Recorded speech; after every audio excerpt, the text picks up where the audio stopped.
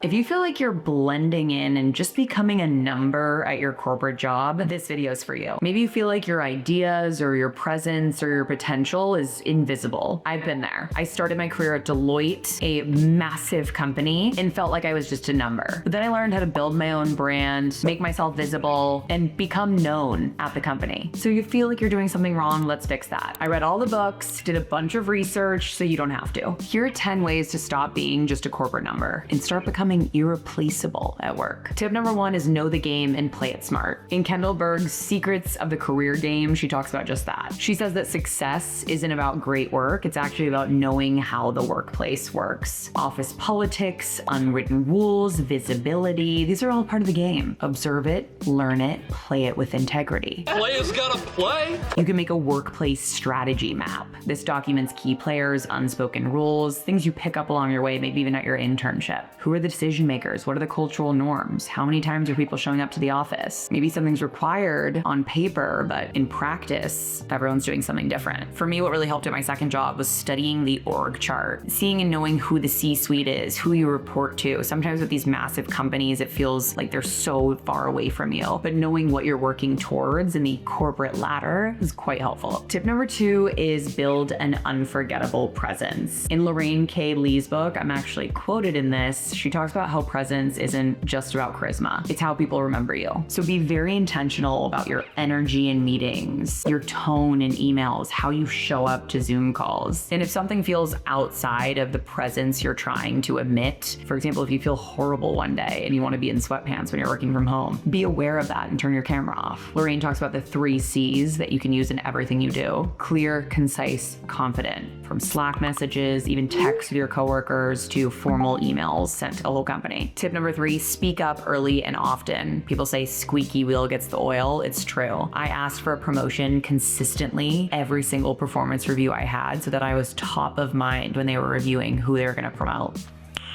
Nice. Don't wait until your idea is perfect. There's nothing worse than the silent person on the Zoom or in the conference room. Why are you there? Contribute to every meeting. Try to have a thoughtful response to things. If you have a question, ask it. Just do it! This increases your visibility and shows you're confident. Put yourself in the mindset of a contributor, not a spectator. Tip number 4 is customize your value pitch. Everyone talks about the elevator pitch. At Deloitte, they used to say, if you're trapped in an elevator with a partner, what are you gonna say about yourself? You should be able to describe your unique value in 1 sentence. Of course, when you're very early in your career, you're maybe still learning this, but a good framework for this is trying to prompt, I help my team or company achieve X by using Y skill set, mindset, whatever you want to call it. 1 sentence is fine. Just one. Don't spend hours writing some speech. Tip number 5 is get strategic with feedback. In every interview, I feel like we say, I'm super open to feedback. I just want to grow, but we don't actually mean it. In Julie Zhao's Making of a Manager, she talks about how 50% of the feedback you give should be positive and 50% should be critical. I think the other side of that is ask for feedback and act on it visibly. Hey, how'd you think I did in that meeting? Someone gives you feedback, oh, I thought you were a little quiet, or actually I thought you spoke too much without thinking through what you were saying. Whatever it is, act on it. And then in the next meeting, ask, hey, did I improve on that one thing? It's so hard to put yourself in that vulnerable position, but it shows others around you that you're willing to grow. We also love a subtle flex and a confidence boost. So in your next performance review, you can be like, I actually grew in this area, right? Tip number 6 is network within, not just up. I think often we ask for coffee chats for people with industry expertise or people 2 levels above, and you're always looking up at those that you should be networking with. You should be spending a large chunk of your time building connections with your peers across departments. These are the people you're going to grow with into these C-suite positions if you stay at the company. Your reputation with peers travels pretty fast, especially when you're in a huge class of new hires. So invest in that horizontal visibility. I'm 28 now, and it's hilarious that I go out with my friends who I've been in the working world with since we were in our young 20s, and they're now directors and VPs. It happens quicker than you think, so make these connections now. Tip number 7, create a signature work. I like to call this being a single point of failure. What's your one thing that you offer that no one else in the company does? You should develop a signature thing that's uniquely yours, and I think a lot of people are trying to be the best technical expert at Excel or AI prompting or building creating intricate decks with large amounts of data. But it can be something as simple as I'm the coworker who never forgets anyone's birthday in the office. I'll always make them feel special. Or I plan the best happy hours. No one wants to go to anyone else's escape room because I actually make them fun.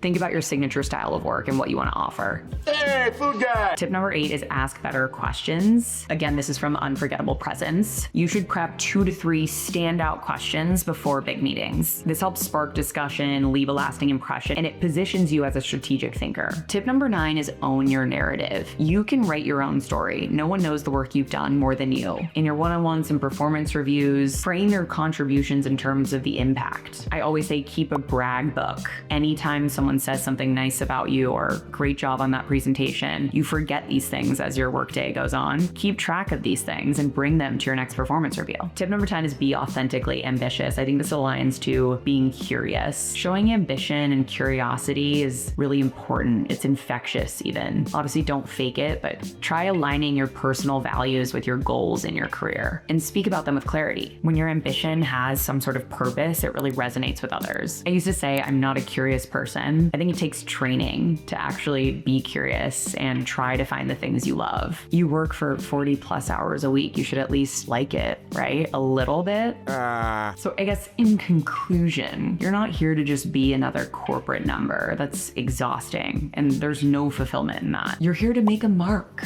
in some little or huge way. Try to pick one of these tips to act on this week and see if people start viewing you a little differently. For more tips on career growth, make sure to smash that subscribe button. See you next week.